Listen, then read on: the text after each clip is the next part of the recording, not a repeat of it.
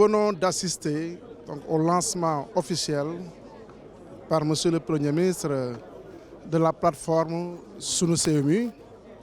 Sunu CMU qui fait partie des 7 modules du système d'information de gestion intégrée de la CMU.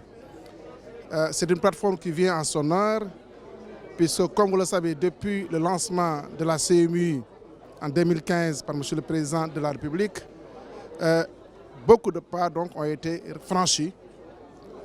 De 20% de taux d'accès, aujourd'hui nous sommes passés à peu près à 49% de taux d'accès.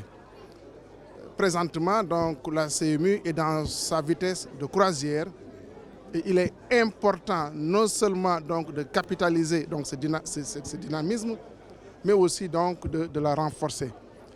Cette plateforme va permettre de booster davantage les adhésions par le parrainage, mais aussi par la contribution dans le cadre, en tout cas, des différents services offerts par la CMU. Et cela va nous permettre, à terme, avant 2021, d'atteindre les cibles annoncées, fixées par M. le Président de la République, c'est-à-dire minimum 75%. Nous sommes à l'heure de la digitalisation. Comme ce que nous appelons tantôt, ce que le président appelle le fast track. Et Sunu CMU, quand même, qui est une plateforme réalisée à 100% par l'expertise locale, va contribuer, comme je l'ai dit tantôt, à nous accompagner dans ce sens. Et certainement, nous allons continuer la même dynamique en termes d'information, en termes de sensibilisation auprès de tous les Sénégalais qui veulent accompagner ou qui veulent parrainer un bénéficiaire ou qui veulent contribuer à travers les différents services offerts.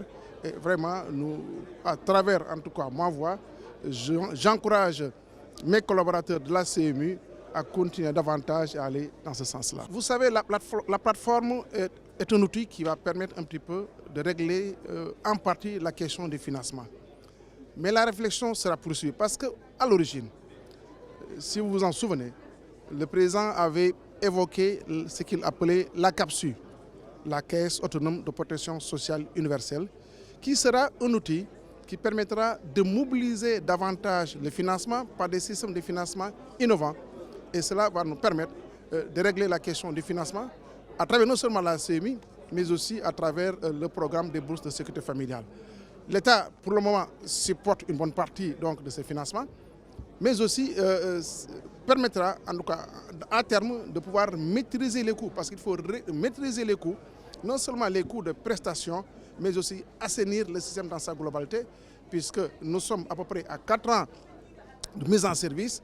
Évaluation sera réalisée pour quand même régler globalement cette question de financement.